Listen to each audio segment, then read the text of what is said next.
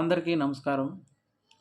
నా పేరు పివి రమణ. మీరు చూస్తున్నారు honey competitive circle YouTube channel. ఈరోజు మనం డిస్కస్ చేయబోయే టాపిక్ ఏంటంటే పర్సంటేజ్. పర్సంటేజ్ గురించి ఈరోజు మనం చెప్పుకోబోతున్నాం. పర్సంటేజ్. పర్సంటేజ్ అంటే ఏంటి? పేరులోనే ఉంది పర్సెంట్ అంటే ప్రతి 100కి అని అర్థం. అంటే తెలుగులో దీన్ని శాతం అని అంటారు. ఏమంటారండి? శాతం అని అంటారు. అంటే ప్రతి 100కి అని అర్థం. ప్రతి 100కి అని అర్థం. ప్రతి 100కని అర్థం. ఓకే. ప్రతి 100కని అర్థం. దీన్ని పర్సంటేజ్ సింబల్ ఇదనమాట. శాతాన్ని ఈ సింబల్‌తో సూచిస్తారు. ఓకే. అది. అయితే ఇప్పుడు మనం ఒక నెంబర్‌ని నేను 25 నెంబర్‌ని తీసుకున్నాను. ఈ 25ని ఇక్కడ ఎలా డినోట్ చేస్తే దాన్ని 25% అని అంటాం. ఏమంటాం? 25% అని అంటాం. అంటే ఈ 25%ని మనం ఏ విధంగా రాయొచ్చంటే పర్సంటేజ్ అంటే ప్రతి 100కే అర్థం కాబట్టి 25 అంటే 25/100 అంటే ప్రతి 100కి 25 అని అర్థం. అంటే ప్రతి 100కి 25 అని అర్థం. సో 25/100 అని రాయొచ్చు. 25% అంటే 25/100 అని రాయొచ్చు. సో దీన్ని ఒకే ఎక్కంతో తెగిపోతుంది చూడు. 25 ఒకట్ల 25, 25 నాలుగుల 100 అంటే 25% ఈక్వల్ ఎంత వచ్చిందండి? 1/4 వచ్చింది. అంటే 1/4 అనేది ఒక భిన్నం. రైట్? సో పర్సంటేజ్‌ని మనము భిన్నంలో కూడా మార్చొచ్చు. అర్థమైంది. దీన్ని బట్టి మనకేం అర్థమైంది? పర్సంటేజ్ అనే కాన్ని మనం భిన్నంలోకి మార్చొచ్చును. అయితే ఇప్పుడు 30% తీసుకున్నాం అనుకోండి. 30% అంటే ఎంత? 30/100 అంతేనా? 30/100 అంటే దీన్ని సింప్లిఫికేషన్ చేస్తే 3/10 అవుతుందా? అంటే పర్సంటేజ్‌ని మనము భిన్నం రూపంలోకి మార్చుకున్నాము. అంతేగా? సో భిన్న రూపంలోకి మార్చుకోవడం జరిగింది. అయితే ఇంకొకటి ఏ అనేవాడు 300 మార్కులకి గాను ఒక 150 మార్కులు వచ్చాయనుకుందాం. అలాగే బి అనేవాడికి మొత్తం 400 మార్కులకు గాను వాడికి 160 మార్కులు వచ్చాయనుకుందాం. అయితే ఇప్పుడు ఏ ఎంత శాతము, బి ఎంత శాతం మార్కులు వచ్చినట్టుగా మనకు కావాలి. ఇప్పుడే నేను చెప్పాను పర్సంటేజ్ అంటే ఏంటి అంటే ప్రతి 100కి ఎన్ని మార్కులు వస్తే అన్ని అర్థం. సో ఇప్పుడు నేను ఏం చెప్పానంటే సో ఇప్పుడు ఏ గాని మనం తీసుకుంటే 300 అని చెప్పాము కాబట్టి 300కి ఇక్కడ ఎంత 150. సో ఏని 300 మార్కులు టోటల్ మార్కులు ఎంత అండి? 300. అంటే ఏ టోటల్ మార్కులు 300ని 100గా కన్వర్ట్ చేసుకోవాలి. అంటే దేనితో భాగిస్తే 100 అవుతుంది? ఏని అంటే 3తో భాగిస్తే 100 అవుతుంది. అదేవిధంగా మరి 300ని 3తో భాగిస్తే 150ని కూడా 3తో భాగించాలి. ఇప్పుడు చూడండి 3 ఒకట్ల 3, 3 ఒకట్ల 3 అంటే ఇక్కడ 100 వచ్చింది. ఇక్కడ 3 ఒకట్ల 3 ఐదుల అంటే ఇక్కడ ఎంత అయింది? 50 అయింది. సో ప్రతి 100కి ఇక్కడ ఎన్ని మార్కులు వచ్చాయి? 50 మార్కులు వచ్చాయి. అంటే ఏ ఎంత పర్సంటేజ్ అండి? 50%. ఎంతండి? 50%. ఏ అనేవాడు 50% మార్కులు పొందాడని అర్థం. ఓకే. ఇప్పుడు మరి బి దగ్గరికి వద్దాం. బి ఎలాగ చేస్తాడో చూద్దాం. బి యొక్క మార్కులు మనం గమనిద్దాం. సో బి అనేవాడికి ఎన్ని మార్కులు వచ్చాయి? 160 మార్కులు వచ్చాయి. అంటే ఇప్పుడు ఈ 400ని మనము 100గా కన్వర్ట్ చేయాలంటే 400ని ఎంతతో భాగిస్తే 100 అవుతుంది? 4తో భాగిస్తే 100 అవుతుంది. ఇక్కడ 160 అంటే 4ని దేనితో భాగించాలి? 4తో భాగించాలి. అంటే 4 ఒకట్ల 4 అంతే 100. ఇక్కడ 4 ఒకట్ల 4 నాలుగుల 16 పక్కన 0 40. అంటే ప్రతి 100కి ఎంత వచ్చిందండి? 40 వచ్చింది. అంటే బి ఎంత పర్సంటేజ్ లెక్క? 40% లెక్క. 1/40 40% వచ్చినట్టుగా. అంటే ఏ 300 మార్కులకు 150 మార్కులు సంపాదించాడు, 50% అయింది. 400 మార్కులకి 160 మార్కులు వస్తే అది 40% అయింది. అంటే బి ఎక్కువ మార్కులు సంపాదించినప్పటికీ 40% అయింది. కారణం ఏంటంటే టోటల్ మార్కులు అక్కడ ఎక్కువగా ఉన్నాయి. బి అనేవి టోటల్ మార్కులు ఎక్కువగా ఉన్నాయి ఏతో పోల్చుకుంటే. కాబట్టి ఇక్కడ 40% వచ్చింది. అంటే పర్సంటేజ్ డిఫరెన్స్ ఎప్పుడు వస్తుంది? ఎక్కువ తక్కువ ఎప్పుడు తెలుస్తుందంటే టోటల్ అనేది ఏదైతే ఎక్కువ ఉంటుందో దాని ఆధారంగా మాత్రమే మనం తీసుకోవడం జరుగుతుంది. అది.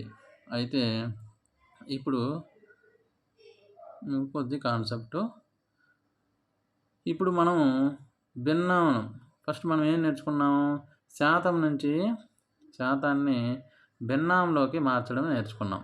ఓకే, అయింది. మరి ఇప్పుడు దానికి ఆపోజిట్‌గా భిన్నాన్ని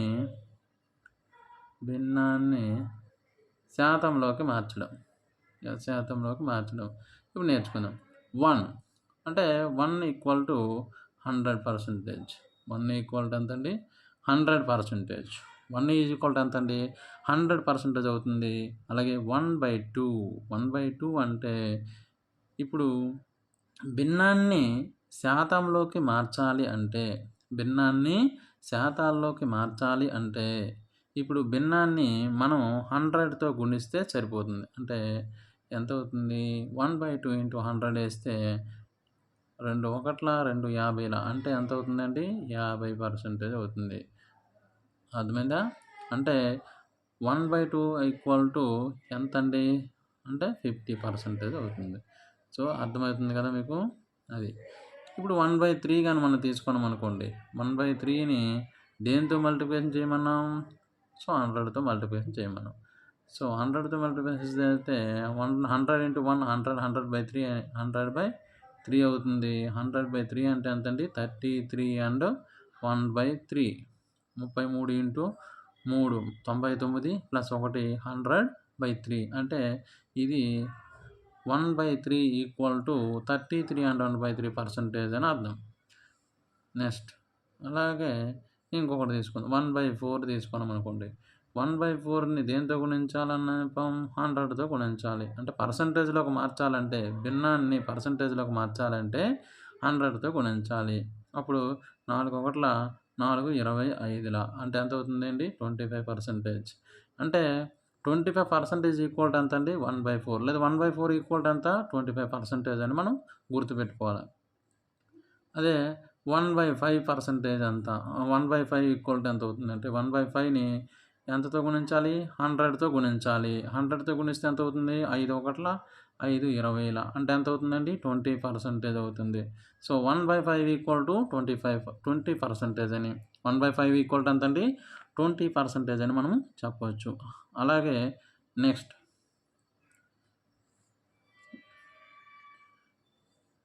నెక్స్ట్‌కి వస్తే 1/6 ఈక్వల్ టు 1/6 ఇంటూ 100 వేసామంటే దీన్ని మనము సింప్లిఫికేషన్ చేయాలి. 2 3ల 2 50ల ఓకే. అంటే 50/3 మనం ఎలా రాసుకోవచ్చు? 3 16ల 48 ఇంకా 2 మిగిలింది 2/3 అంటే ఎంత అవుతుంది? 16 అండ్ 2/3% అవుతుంది. ఓకే. 1/6 equal to 16 and 2/3%. అలాగే 1/7. So 1/7 equal to 14 and 2/7%. 1/7 equal చాలా ఇంపార్టెంట్ అండి.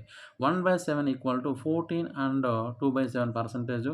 దీన్ని మనము 14.2857%గా మనం గుర్తుపెట్టుకోవచ్చు. దీనికి ఒక లాజిక్ ఉంటుంది. ఆ లాజిక్ మీకు చెప్తాను చూడండి. అదే 2/7 అంటే ఎలా చెప్పాలంటే మనకి ఈ నెంబర్‌లో సెకండ్ డిజిట్ ఏది ఉంది? 1 తర్వాత ఎంత ఉంది? 2 ఉంది. ఇక్కడ అదిగో సెకండ్ డిజిట్ 2 కాబట్టి 2ని తర్వాత 2 అంకెలు అంటే ఎంత? 28 2 అంకెలు తర్వాత ఉన్న సంఖ్యల తర్వాత పాయింట్ పెట్టడమే. అంటే ఎంత అవుతుందండి? 28.57 అనేది అవుతుంది. నెక్స్ట్ చూసుకుంటే ఇప్పుడు నేను 3/7 నీకు మళ్ళీ చెప్తా చూడండి. 3/7 ఇప్పుడు 3/7. 3/7 అంటే ఇందులో మూడో నెంబర్ ఏది లార్జెస్ట్? 1 అయిపోయింది. తర్వాత 2 తర్వాత లార్జెస్ట్ నెంబర్ ఎంత అంటే 4 అంటే 40 తర్వాత ఇంకా ఉంది 2 అంటే 42.85. 42.85 అలాగే నెక్స్ట్ 4/7. 4/7 మళ్ళీ మనం తీసుకుందాం. 4/7 తీసుకుందాం. ఇక్కడైనా నీకు అర్థమవుతుందిగా 4/7.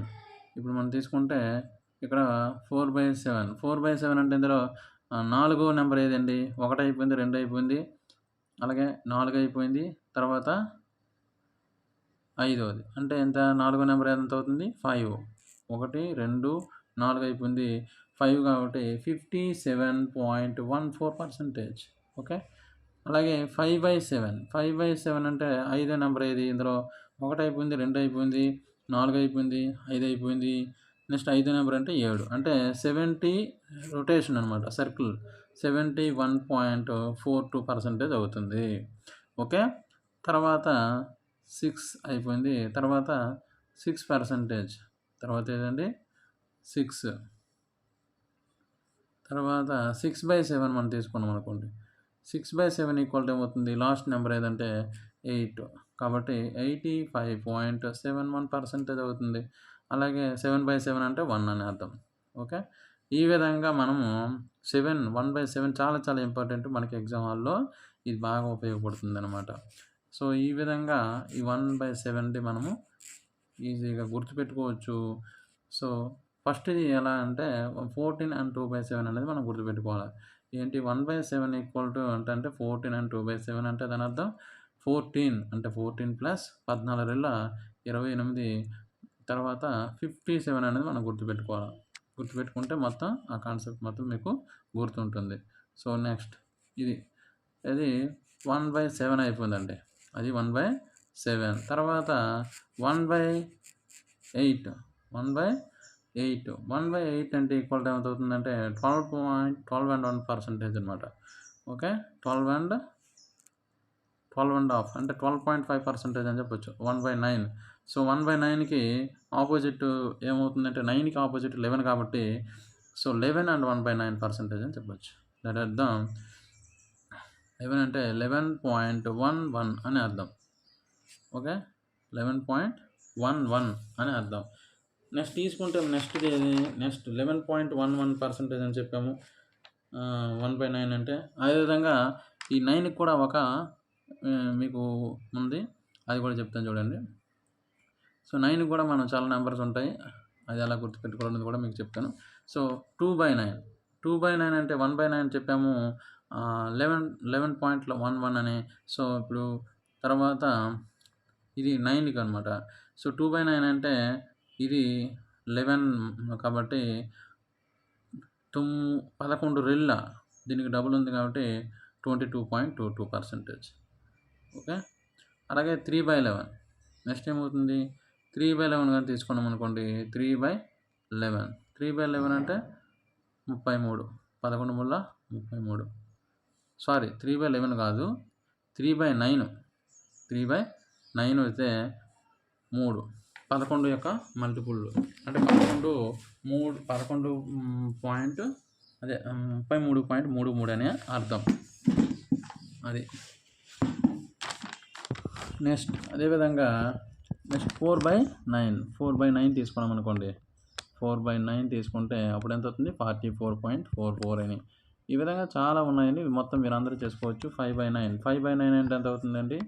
5/9 అంటే 55.55% అని.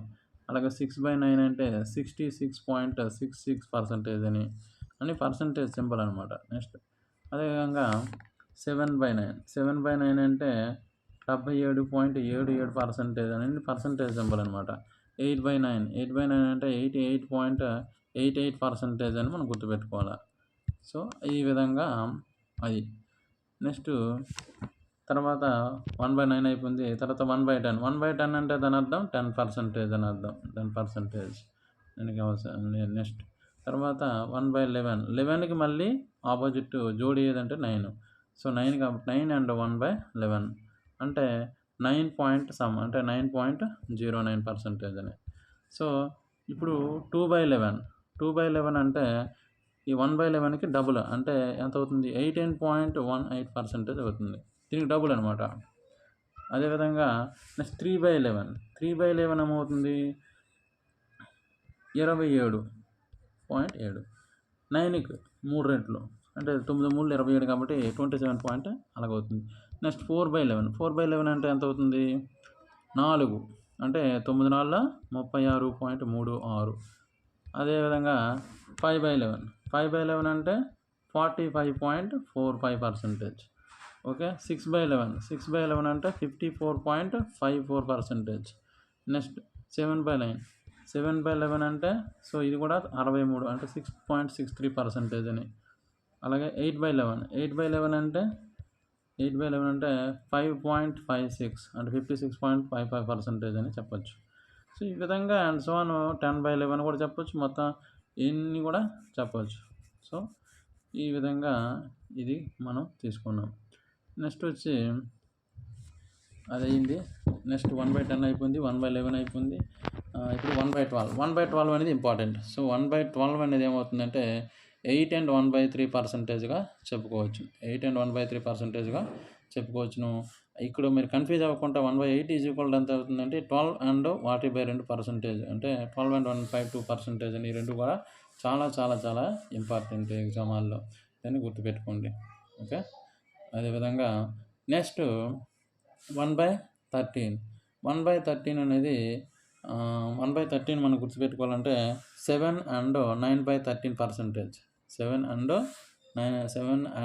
9/13%. 1/14 ఈక్వల్ టు కూడా 1/14 ఈక్వల్ టు 7 and 1/7%. 1/7% అనే చెప్పవచ్చు. ఓకే. నెక్స్ట్ 1/15. 1/15% ఈక్వల్ టు 1/15 ఎంత పర్సెంటేజ్ అవుతుందంటే 6 and 2/3%. ఇది కూడా చాలా important. 1/15 equal to 6 and 2/3%. 1/16 equal to 6 and 1/4%గా చెప్పుకోవచ్చు. 6 and 1/4%గా చెప్పుకోవచ్చు.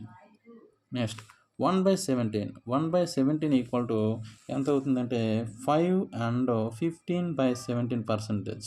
5 and 15/17%. 1/18 ఈక్వల్ టు ఇది చాలా important. 5 and 5/9%. Okay. Last one వచ్చి ఏమవుతుందంటే 1/19.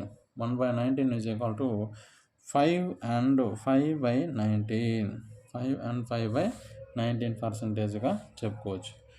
ఇప్పుడు 1/13 నుంచి 1/19 వరకు కొంచెం కష్టంగా ఉంటుంది.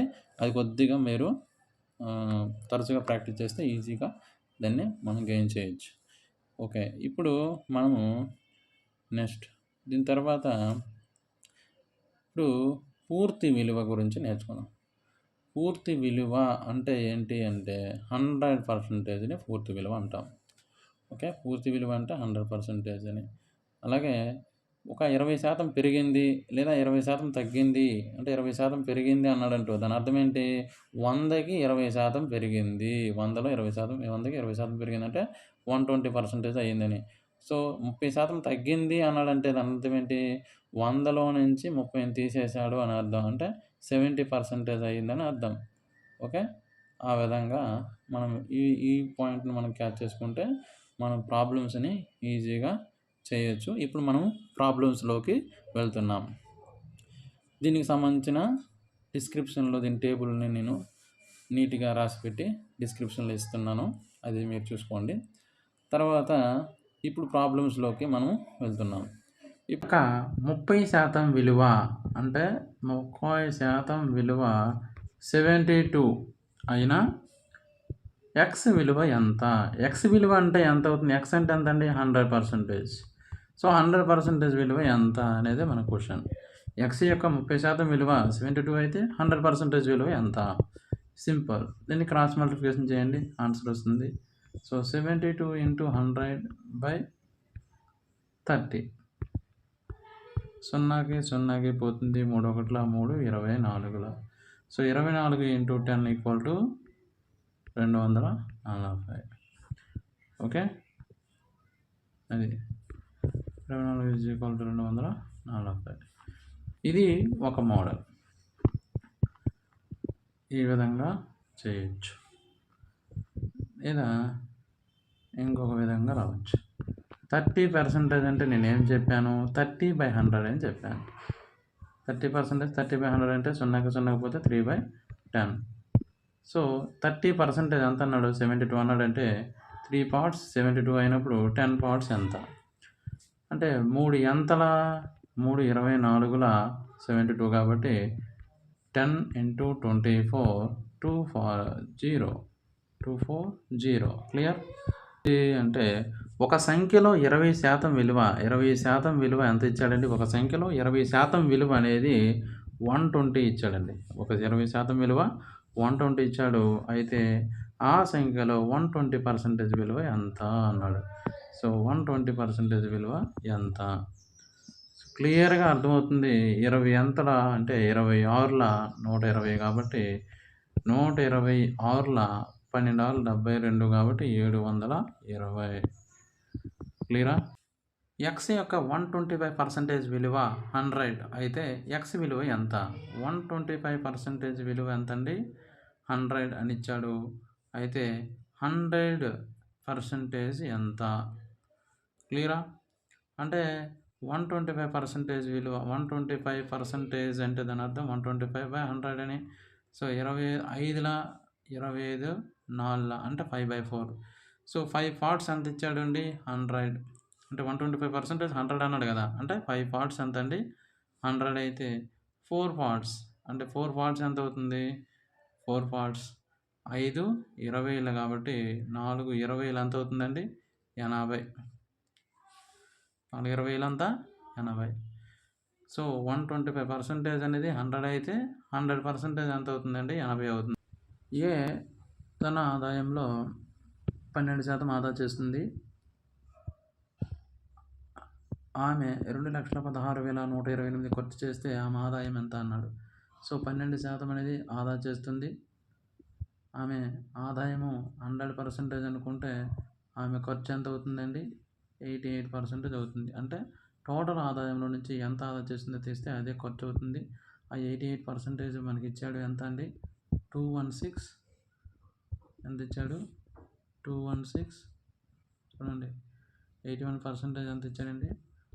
216,128 ఇచ్చాడు. అయితే 100% మనకి ఎంతో కావాలి. క్లియరా?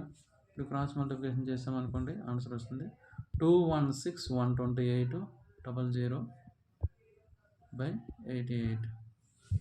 ఓకే, 88 చేస్తే వస్తుంది. చూడండి 88/100. నెక్స్ట్ ఇప్పుడు ఏం చూడండి, 88/100 చేస్తే వస్తుంది. ఇప్పుడు 8 11ల 8తో పోతుంది. 8 ఏళ్ళ 16, 16 అంటే 5, 8 ఏళ్ళ 56, 0, మళ్ళీ 8 ఒకటిలో 8, 4, 8 6 48, 2 0.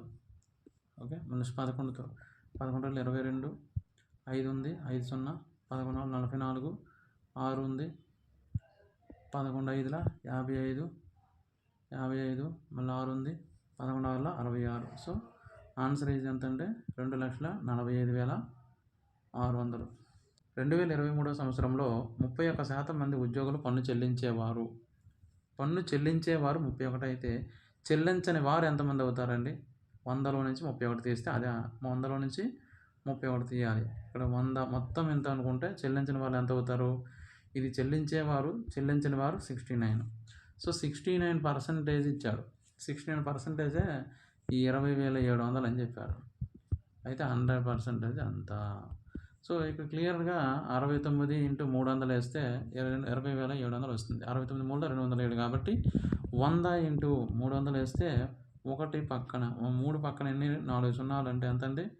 3 పక్కన 4 సున్నాలు అంటే 30,000 అనేది ఆన్సర్ అవుతుంది. చాలా సింపుల్. ఓకే, సంఖ్యలో 75% విలువకు మరియు 25% విలువకు సరాసరి 240 అయిన ఆ సంఖ్య ఎంత అన్నాడు. సో 75% + 25% 2 ఈక్వల్ టు 240 అన్నాడు.